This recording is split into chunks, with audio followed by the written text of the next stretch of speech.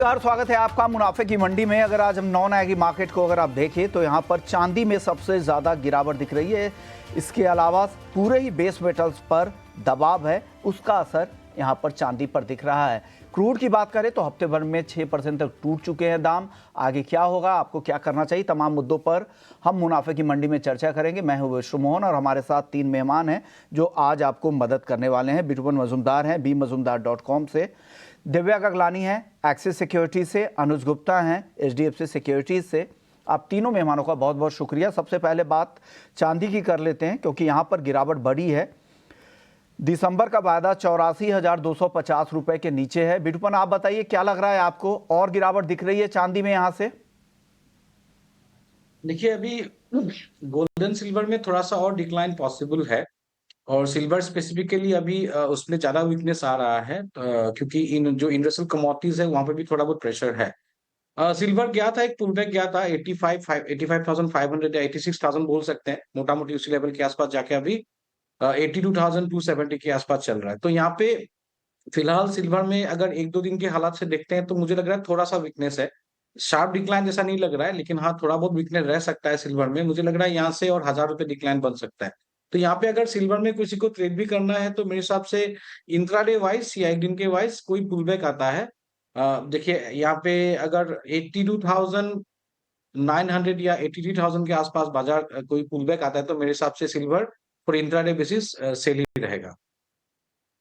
की सलाह आप दे रहे हैं। अनुज जी, आप क्या सलाह दे रहे हैं? गोल्ड और सिल्वर दोनों में क्या लग रहा है? गोल्ड में भी हल्की नरमी है, चांदी तो 1,000 रुपए से ज्यादा नीचे है। क्या करना चाहिए अब? आज मॉर्निंग में एक गिरावट आते हुए देखी। चाइना के डेटा थोड़े खराब आते हुए दिखाई दिए, जिसकी वजह से हमने देखा कि इंडस्ट्रियल मेटल में, चाहे अगर आप किसी भी इंडस्ट्रियल मेटल की बात करें, कॉपर, जिंक, इवन सिल्वर भी इंडस्ट्रियल मेटल का पार्ट है, सभी के अंदर हमने गिरावट का ट्रेंड आते हुए देखा। कहीं ना कहीं एक प्रॉफिट बुकिंग हम कह सकते हैं कि हायर लेवल पर आई। चाइना के डेटा खराब आते हुए दिखाई दिए। इनफैक्ट अगर आप देखेंगे तो क्रूड के प्राइसेस में भी गिरावट देखने को मिली है। तो ओवरऑल जो भी आज हम गिरावट देख रहे हैं वो चाइना के डेटा की वजह से है, जिसकी वजह से एक सेलिंग प्रेशर देख रहे हैं। और अब देखें तो चाइना जो चांदी है वो अब $29 के नीचे आती हुई दिखाई दी है।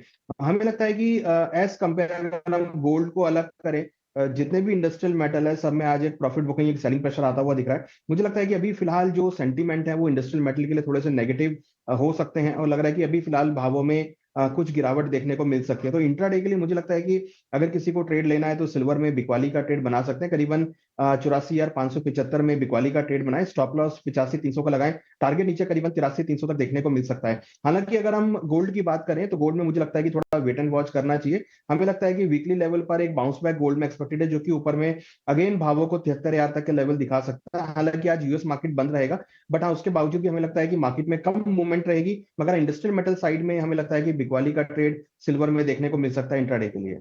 ओके, तो ये आप बिकवाली की सलाह दोनों ही एक्सपर्ट दे रहे हैं। 83,300 तक चांदी नीचे आ सकती है। दिव्या, आपकी कॉल क्या है गोल्ड और सिल्वर पर?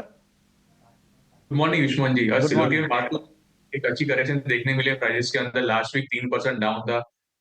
मेन रीजन ये थी कि जो डॉलर इंडेक्स है उसमें अच्छी रिकवरी आई लोअर लेवल से, तो वो एक वन ऑफ द रीजन था। और साथ में जो इंडस्ट्रियल मेटल में जो डिक्लाइन आया तो उसकी वजह से सिल्वर पे प्रेशर देखने मिला। पर ओवरऑल मुझे करंट लेवल पे सिल्वर जो है थोड़ा सा ओवरसोल्ड टेरिटरी पे दिख रहा है।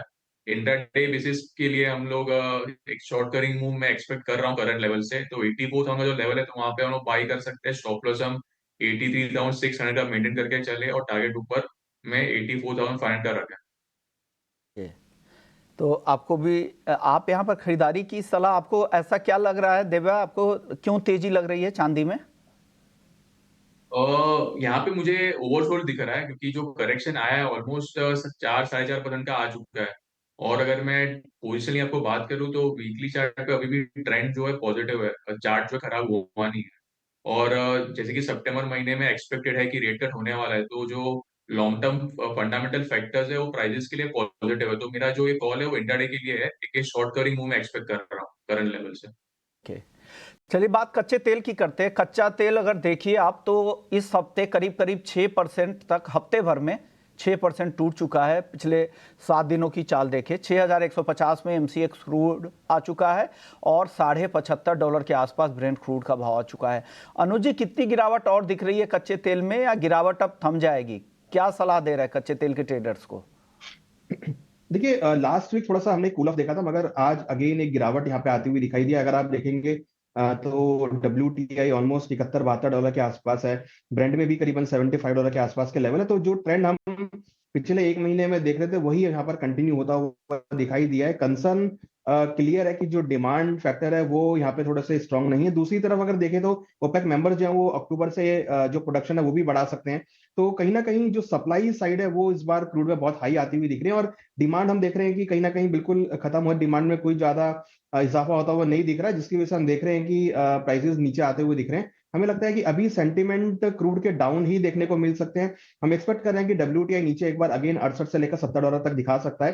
अगर एमसीएक्स की बात करें तो यहाँ पर हमें लगता है कि बिकवाली का ट्रेड बना के चल सकते हैं। करीबन 6165 में बिकवाली का ट्रेड बनाए, 6235 का स्टॉप लॉस गए, टारगेट नीचे करीबन 6050 तक देखा जा सकता है। और अगर हम ऑप्शन ट्रेडिंग की बात करें तो मुझे लगता है कि 6000 का पुट ऑप्शन खरीदारी के तौर पे देख सकते हैं। करीबन 103 के आसपास चल रहा है, तो यहाँ खरीदारी का ट्रेड बना सकते हैं। 85 के आसपास का स्टॉप लॉस है, टारगेट हमें लग रहा है कि 125 130 तक देखा जा सकता है। तो हमें लगता है कि शॉर्ट टर्म में अभी क्रूड में बिकवाली का ट्रेंड रहेगा, और एक्सपेक्ट कर रहे हैं कि नीचे WTI 68 से लेकर $70 तक आ सकता है। ओके, आप बताइए दिव्या, आपकी सलाह क्या, और ऑप्शंस में कोई ट्रेड है क्या क्रूड में आज? हाँ, क्रूड ऑयल की मैं बात करूँ तो ओवरऑल जो ट्रेंड है नेगेटिव ही है। अभी जो भी फंडामेंटल फैक्टर्स निकल के आए हुए हैं कि जैसे कि ओपेक प्लस मेंबर्स ने कहा कि वो लोग जो प्रोडक्शन जो हाइक कंटिन्यू रखेंगे, और साथ ही साथ आज भी एक नया डेवलपमेंट आ रहा है कि जो लिबियन ऑयल है जो वहाँ लास्ट वीक प्रोडक्शन हुआ, जो इम्पैक्ट हुआ था, तो वो भी रिस्टोर हो जाएगा। तो एज ऑफ ना फंडामेंटली जो भी साइन है क्रूड ऑयल के लिए नेगेटिव है। तो कोई भी रैली आती है प्राइसेस के अंदर तो बेच के चले। इंट्राडे के लिए क्रूड ऑयल में हम 6200 का जो पुट ऑप्शन है वो बाई करके चले 160 पे, स्टॉप लॉस हम 130 का रखे, और टारगेट ऊपर में 200 का मेंटेन करके चले। तो आप यहाँ पे ऑप्शंस के जरिए यहाँ पे खरीदारी की सलाह दे रहे हैं। 6200 की पुट खरीदने की सलाह आप यहाँ पर दे रहे हैं। आप क्या सलाह दे रहे हैं B2 कच्चे तेल में? लास्ट वीक भी हम लोगों ने जब बात किया था तो क्रूड ऑयल में पुल बैक एक्सपेक्ट कर रहे थे, बस 6500 550 ये सब लेवल ही मैक्स हम लोग एक्सपेक्ट कर रहे थे, और एक लोअर हाई ही बनाया है। अगर यहाँ पे हम लोग नाइमेक्स में रेट देखते तो 7750 78 के आसपास बाजार गया था, और वहां से बिकवाली आया था। 2 दिन डिक्लाइन हुआ, पुल बैक गया, फिर एक बार डिक्लाइन हुआ फ्राइडे में। तो ओवरऑल जो स्ट्रक्चर है यहाँ पे वीकनेस है, ऐसा नहीं कि वीकनेस नहीं है, लेकिन यहाँ पे जो अभी सिनेरियो है लोअर हाइज बनाया है लेकिन अभी लोअर लोज नहीं बनाया है डेली में, तो वीकनेस रहेगा। शायद ये जो डिक्लाइनिंग फेज होगा थोड़ा वीकर डाउन ट्रेंड में रहेगा, तो फिलहाल के लिए वीकनेस रहेगा। 6050 6080 या उससे नीचे भी बन सकता है, क्योंकि यहाँ पे जो नाइमेक्स का रेट है $71 दिखा रहा है, तो उसके नीचे भी आएगा। उसके नीचे भी आने से मुझे लग रहा है कि रेट शायद 5900 5850 ये सभी बॉटम बनेगा। प्रिफरेबली उस लेवल पे ही बाइंग आएगा, फिलहाल के लिए बाइंग नहीं है। और ओवरऑल स्ट्रक्चर जो बना रहा है कि ग्लोबल जो सिनेरियो है मैन्युफैक्चरिंग डेटा का, इस वीक भी आने वाला है यूएस का ISM मैन्युफैक्चरिंग जो भी डेटा आने वाला है, मोस्टली वीकर टोन पे ही है। उसका भी एक्सपेक्टेशन 47 के आसपास ही है। उससे फर्दर डेटा खराब आता है तो इंडस्ट्रियल कमोडिटी हो या क्रूड ऑयल में सेल ऑफ रहेगा। तो आज के लिए हम लोग मान के चल रहे, देखिए कोई भी pull back is a better thing to sell. आज थोड़ा सा नीचे खुला है बाजार, तो 6200 के आसपास, उसके आसपास मिलता है तो मेरे हिसाब से शॉर्ट बनेगा। और मुझे लग रहा है टारगेट 608 जो बन सकता है, तो कोई भी पुल बैक आता है तो मेरे हिसाब से एक क्रूड ऑयल में सेलिंग ही बनेगा। अगर किसी को ऑप्शंस में ऑप्शन के जरिए एंट्री करना है तो 6200 वाला मैं मान के चलना, उसमें एंट्री करना चाहिए इन द मनी। उसमें थोड़ा डेल्टा इम्पैक्ट ज्यादा रहेगा, तो वो अभी 192 के आसपास चल रहा है, वो 170 160 के आसपास अगर मिल जाता है तो वहां पे पुट लेके बैठ सकते हैं। तो ये सलाह है, आपको भी लग रहा है कि यहाँ से कमजोरी होगी, अभी थोड़ी और गिरावट आ सकती है, 6080 रुपए तक आ सकता है। मेटल्स की चाल देखें तो चौतरफा गिरावट है। जिंक 1% नीचे है 266 रुपए पर। एल्युमिनियम 0.5% नीचे है 223 रुपये 75 पैसे पे। कॉपर भी कमजोर है 802 रुपये के आसपास। लेड में भी हल्की गिरावट है 185 रुपये पे। बिटकॉइन आपको क्या पसंद आ रहा है? मेटल्स में कुछ खरीदना चाहिए अभी या शॉर्ट की सलाह दे रहे हैं? देखिए मेटल में जनरली एल्यूमिनियम एंड जिंक, इसमें काफी स्ट्रॉन्ग पुल बैक आया। जिंक में रिजेक्शन आया 275 में, और एल्यूमिनियम में भी थोड़ा बहुत रिजेक्शन आके काफी 2-3 दिन से गिर रहा है मार्केट। तो कल जैसे कि मैंने बताया था कि यूएस का मैन्युफैक्चरिंग डेटा भी है, और यहाँ पे वीकनेस के पर्सपेक्टिव से हम लोग देखते हैं तो कॉपर कॉम्पेटिटिवली ज्यादा वीक है, ये कंसोलिडेट कर रहा है, जा नहीं पा रहा है। 810-11 के आसपास एक स्ट्रॉन्ग रेजिस्टेंस है, वो ब्रेक नहीं कर पा रहा है। तो फिलहाल के लिए अगर ट्रेडिंग करना चाहिए तो मेरे हिसाब से स्ट्रिक्ट स्टॉप लॉस के साथ कॉपर बेच सकते हैं 804 के आसपास। जो न्यू कॉन्ट्रैक्ट है, और टारगेट ले सकते हैं 796। तो ये थोड़ा स्ट्रिक्ट स्टॉप लॉस के साथ ही करना पड़ेगा कॉपर, क्योंकि अगर डेटा कुछ चेंजेस होता है तो चेंजेस हो सकता है थोड़ा बहुत, लेकिन फिलहाल के लिए कॉपर में वीकनेस अभी जारी है। कॉपर में वीकनेस जारी है। कॉपर पे 796 के टारगेट के लिए बेचने की सलाह है। आप बताइए अनुज जी, आप क्या सलाह दे रहे हैं? बेस मेटल्स में कहाँ आपको वीकवाली और दिख रही है? विष्णु जी देखिए, जहां हम जिंक में कंटिन्यूस रैली देख रहे थे, हमें लगता है कि थोड़ा ओवरबॉट जोन में जिंक आया है, जहां पर अभी एक प्रॉफिट बुकिंग आ सकती है। हालांकि इसका लॉन्ग टर्म ट्रेंड पॉजिटिव है, बट इंट्राडे के लिए मुझे लगता है कि जिंक में बिकवाली का ट्रेड बना सकते हैं करीबन 268 में। स्टॉप लॉस 270-80 का लगा है, टारगेट करीब 265 तक देखने को मिल सकता है। तो कहीं ना कहीं जिंक हमें लगता है कि इंट्राडे के लिए बिकवाली का कैंडिडेट हो सकता है। हालांकि क्योंकि चाइना के डेटा खराब आए हैं, उससे हम देख रहे हैं कि सभी बेस मेटल में गिरावट देखने को मिली है। तो एक्सपेक्ट कर रहे हैं कि इंट्राडे में जिंक का ट्रेंड डाउन हो सकता है। हालांकि अगर कॉपर की बात करें तो मुझे लगता है कि कॉपर में थोड़ी डिप अगर मिलती है तो वहां अगेन खरीदारी का ट्रेड बना सकते हैं। तो वीकली पर्सपेक्टिव से अगर कॉपर का प्राइस 794-95 के आसपास मिले तो मुझे लगता है कि वहां पे खरीदारी का ट्रेड अगेन बना सकते हैं। 786 का स्टॉप लॉस अगर टारगेट ऊपर अगेन हम एक्सपेक्ट कर रहे हैं कि 815 तक के लेवल वीकली बेसिस पे देखे जा सकते हैं। तो कॉपर में थोड़ा वेट एंड वॉच करना चाहिए, डिप लगे तो खरीदारी का ट्रेड ले। मगर हाँ, इंट्राडे में जिंक मुझे लगता है कि बिकवाली का कैंडिडेट हो सकता है। तो जिंक पर कन्विक्शन ज्यादा है, बेचने की सलाह यहाँ पर। जिंक बेचे 265 के टारगेट के लिए। आप देव्या, आपकी सलाह क्या है मेटल्स में? मैं अगर ओवरऑल बेस में पैक की बात करूं तो अभी जो देखा कि सभी एक्सपर्ट ने डिस्कस किया कि हाई लेवल से हमें करेक्शन देखने मिला। मेन जो भी रीजन थे कि एक डॉलर इंडेक्स में जो रैली आई थी, साथ ही साथ जो एलएमई इन्वेंट्री से वो भी बढ़ गई थी, तो उससे हमें करेक्शन देखने मिला। अपन अभी ये वीक में इंपॉर्टेंट डेटा है चाइना के ओर से, सीपीआई डेटा। अगर इसमें हमें कुछ पॉजिटिव डेटा अगर आता है तो एक रैली देखने मिल सकती है, क्योंकि ऑलरेडी प्राइसेस जो है ओवरफ्लो टेरिटरी पे चल रहे हैं। तो यहाँ पे as of now lower level पे रिस्क रिवॉर्ड रेशियो ज्यादा फेवरेबल है कॉपर के लिए। अगर 796 के अराउंड आता है कॉपर, तो वहां पे हम बाई करके चले। स्टॉप लॉस हम 792 का रखे और टारगेट ऊपर में 802 का मेंटेन करके चले। ओके, तो कॉपर आप यहाँ पे खरीदारी की सलाह, आपकी तरफ से भी खरीदारी की सलाह है कॉपर और अनुज जी की तरफ से, लेकिन बिटूपन यहाँ पर बेचने की सलाह दे रहे हैं 804 के लेवल पे। टारगेट है उनका 796 रुपए का। चलिए अब बात कर लेते हैं नेचुरल गैस की। नेचुरल गैस में आज 2% के आसपास की तेजी दिख रही है, 182 के ऊपर है। बिटूपन, इस पे क्या सलाह दे रहे हैं आप? यहाँ पर तेजी बढ़ेगी क्या एनजी की? देखिए बिस्मोन जी, नेचुरल गैस में हम लोग बहुत लोग बुलिश के बारे में बात कर रहे थे कि ये बुलिश हो जाएगा 220-25, हम लास्ट बहुत लोग बात कर रहे थे। लेकिन क्या हो रहा है, नेचुरल गैस में एक लेवल जो है वो तोड़ नहीं पा रहा है। 192 का जो लेवल है वो तोड़ नहीं पा रहा है यहाँ पे। जब तक ये लेवल नहीं टूटता है, यहाँ पे बुलिश बनने का कोई आसार अभी फिलहाल के लिए नहीं है। सेम सिनेरियो 9 में भी 2.27 के आसपास एक रेजिस्टेंस बना हुआ है, लेकिन वो लेवल जब तक तोड़ेगा नहीं, जब तक उसके ऊपर कॉन्फिडेंटली क्लोज नहीं देगा, तब तक हम लोग बुलिश नहीं बन सकते, कि ये स्ट्रॉन्ग रेजिस्टेंस एरिया बना हुआ है। अगर ये मार्केट वहां पे रिजेक्ट करता है, वहां पे उसके आसपास, तो मेरे हिसाब से मार्केट एक रेंज बाउंड ही रहेगा। अगर किसी को ट्रेड लेना है तो अभी फिलहाल 182 के आसपास नेचुरल गैस है। 192 के ऊपर स्टॉप लॉस लाके अगर कोई पुल बैक आता है 186-87 के आसपास, वहां पे शॉर्ट का एक रिस्क ले सकते हैं विद टारगेट ऑफ 178। आप बताइए दिव्या, आपकी राय क्या है? ऑप्शंस में कुछ मौके दिख रहे हैं क्या एनजी के? हाँ, अगर मैं नेचुरल गैस की बात करूँ तो मैं भी एग्री करूंगा। तो टेक्निकली एक 195 का एक लेवल है हायर एंड पे, जब तक प्राइसेस वहां पे क्लोज नहीं रहेगा डेली क्लोज, तब तक मुझे भी कुछ खास रैली दिख नहीं रही है। और फंडामेंटल जो भी वेदर का फोरकास्ट आ रहा है वो भी मिक्स आ रहा है। तो कोई भी अगर रैली आती है इंट्राडे में तो वहां पे बेच के चले। इंट्राडे में 185 का जो पुट ऑप्शन है वो 10 रुपए में बाई करे, स्टॉप लॉस हम 7 रुपए का रखे, और टारगेट ऊपर में 14 रुपीज का मेंटेन करके चले। तो आपको लग रहा है कि यहाँ पर पुट खरीदने की सलाह है। 14 का टारगेट आपने दिया है, 185 के स्ट्राइक की पुट खरीदने की सलाह दे रहे हैं। चलिए वक्त है ब्रेक का। ब्रेक के बाद जब लौटेंगे तो खाने के तेल को लेकर अगस्त के इंपोर्ट डेटा क्या कह रहे हैं, क्या रिपोर्ट वहाँ से आ रही है और आगे के लिए क्या आउटलुक है प्राइस का, वो भी बताएंगे। साथ ही हल्दी पर एक एक्सक्लूसिव जानकारी आपके लिए लेकर आएंगे। के बाद आपका स्वागत है और बात कर लेते हैं खाने के तेल की। खाने के तेल को लेकर एक अहम रिपोर्ट के साथ संदीप बजोरिया साहब हमारे साथ जुड़ गए हैं, सीईओ हैं सनविन ग्रुप से।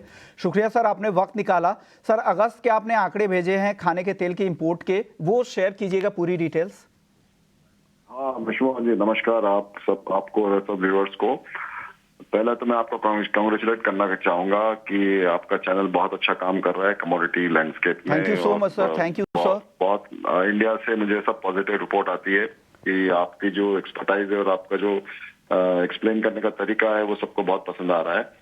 अभी जहां तक देखिए वेज ऑयल का सवाल है, अगस्त में हमारी सनविन जो हमारी रिसर्च कंपनी है उसका एस्टिमेट ये है कि अगस्त में हमारे इंडिया में इंपोर्ट 7,24,000 टन का पाम ऑयल का हुआ है, 4,30,000 टन सोयाबीन ऑयल का हुआ है ओके और 2,84,000 टन सनफ्लावर ऑयल का हुआ है। ओके तो अगस्त में हमारा इंपोर्ट आप समझ के लिए करीबन 14 लाख और 20,000 टन का हुआ है और ये बहुत अच्छा इंपोर्ट नंबर है। ऑल्दो ये जुलाई से कम है, जुलाई में बहुत एक्सेसिव इंपोर्ट हो गया था, टोटल 19 लाख टन हो गया था और उससे ये करीबन 14.5 लाख टन का इंपोर्ट है, आप समझ के चलिए। एंड हमारे पास इंडिया में सब कोनों में सब पोर्ट पे इनफ एडिबल ऑयल अवेलेबल है एंड टोटल इंपोर्ट तो आप जानते ही हैं कि इंडिया का करीबन 160 से 165 लाख टन का पूरे साल में होगा एंड हमारा डोमेस्टिक प्रोडक्शन जो है तेल का वो करीबन 100 लाख टन का है और टोटल हमारी डिमांड जो है करीबन 260 लाख टन की है। अब सवाल है नीति आयोग की रिपोर्ट, जो आपने कहा बहुत अहम रिपोर्ट, नीति आयोग ने बहुत डिटेल रिसर्च रिपोर्ट पब्लिश करी है, हमें कॉन्ग्रेचुलेशन बधाई देते हैं और उन्होंने ये कहा है कि इंडिया का वेज ऑयल का कंजम्पशन 19.7 kgs पर पर्सन पर ईयर है। वो बात उन्होंने सही कही है बिकॉज उन्होंने जो कंजम्पशन लिया है उसमें ये सब तेल जो हम प्रोड्यूस करते हैं प्लस हमारा घी और दूसरे फैट्स भी इंक्लूडेड है। तो देखिए ये कंजम्पशन लेवल फिर भी कोई बहुत बड़ी बात नहीं है। वर्ल्ड में कंजम्पशन 25 से 35 किलो है बहुत सारी डेवलप कंट्रीज का, तो हमारे डेवलपिंग कंट्री के हिसाब से ये एक रीजनेबल कंजम्पशन है और इसमें हर साल मुझे लग रहा है 3% की ग्रोथ कंजम्पशन में मिलेगी हमें बिकॉज हमारा जीडीपी 6.77% पे ग्रो कर रहा है और हमारा पॉपुलेशन भी जो है करीबन 0.87% पे ग्रो कर रही है। तो ये मिला के जो भी इंडिया की जो डिमांड है अभी मैंने कहा 200 लाख टन की, वो मुझे लग रहा है हर साल उसमें 10 लाख टन बढ़ावा होगा और अगले 5 सालों में हमें इसमें 50 लाख टन एडिशनल हमारे यहाँ कंजम्पशन होगा तो 260 का 310 लाख टन तक कंजम्पशन हो जाएगा। ओके तो सर, ये हाँ जी सर मैं भाव के हिसाब से जानना चाह रहा हूँ, क्या लग रहा है आपके लोग प्राइस के बारे में जानना चाह रहे हैं कि आगे प्राइस किधर होंगे। इंपोर्ट के नंबर हालांकि आप कह रहे हैं कि जुलाई के मुकाबले अगस्त में इंपोर्ट कम हुआ है, लेकिन दाम जिस तरह से नीचे आए हैं खास करके सोयाबीन को, आगे क्या लग रही है? क्या सोयाबीन में और गिरावट आपको दिख रही है? आगे का आउटलुक क्या है? देखिए ये सोयाबीन का जहाँ तक सवाल है, कीमतें जो है वो एडिबल ऑयल की बहुत रीजनेबल है। वर्ल्ड में ये जो कीमतें $1,000 के आसपास की इंटरनेशनल मार्केट में चल रही है और इंडिया में जो हमारा चल रहा है होलसेल मार्केट में 96-97 रुपीज किलो पामोलिन का और दूसरे तेलों का, तो ये जो कीमतें हैं लो है। जहाँ तक सोयाबीन का सवाल है, सोयाबीन में देखिए विष्णुमोहन जी, सोयाबीन एक प्रोटीन फीड भी है, 80% डीओल केक निकलती है और बाकी 18% तेल निकलता है। तो वहाँ वो डीओसी की कीमतें जो बहुत कम है सोयाबीन के केस में। और वर्ल्ड ओवर क्या हो रहा है कि ये डीडीजी जो जब हम कॉर्न से इथेनॉल बनाते हैं उसमें एक बाय प्रोडक्ट निकलता है डीडीजी, वो डीडीजी सोया मील को और दूसरे मील को बहुत कम्पीट कर रहा है और वो उससे वो मील की प्राइसेस वर्ल्ड ओवर बहुत डिप्रेस हो गई है। नॉट ओनली इंडिया, सब जगह पे ऑयल मिल के लिए बड़ा चैलेंज हो गया और हमारी जो क्रश इंडस्ट्री है, सॉल्वेंट एक्सट्रैक्शन इंडस्ट्री है, उसके लिए ये बहुत तकलीफ दे रहा है और सॉल्वेंट एक्सट्रैक्शन इंडस्ट्री को पैरिटी बनाने में दिक्कत हो रही है बिकॉज उनका जो एंड प्रोडक्ट है ऑयल भी सस्ते दाम में बिक रहा है और डीओसी भी सस्ते दाम में बिक रही है और सीड की कीमत पे तो कोई सॉल्वेंट एक्सट्रैक्टर का कंट्रोल नहीं है। तो अब वो गवर्नमेंट अपना सपोर्ट प्राइस अनाउंस किए हैं लेकिन वो कितना प्रोक्योर करते हैं उसकी भी एक लिमिटेशन है। तो इसीलिए आप देख रहे हैं किसानों को जो है वो मंडी में 4243 का भाव दिख रहा है, सपोर्ट प्राइस 4892 है। तो ये चिंता की विषय है। और जो चर्चा चल रही थी, इंपोर्ट ड्यूटी बढ़ने की बात हो रही थी, क्या लग रहा है क्या जल्द उस पर कुछ फैसला हो सकता है? क्या इंपोर्ट ड्यूटी बढ़ाई जा सकती है क्या? मेरे ख्याल से ये मैटर वापस स्ट्रांगली टेकअप हुआ है। बजट के पहले भी एक बार टेकअप हुआ लेकिन बजट में कुछ नहीं हुआ इसको लेके, लेकिन अब वापस एग्रीकल्चर मिनिस्ट्री ने इसको स्ट्रांगली टेकअप किया है और ये बहुत जेन्युइन कंसर्न है किसानों के।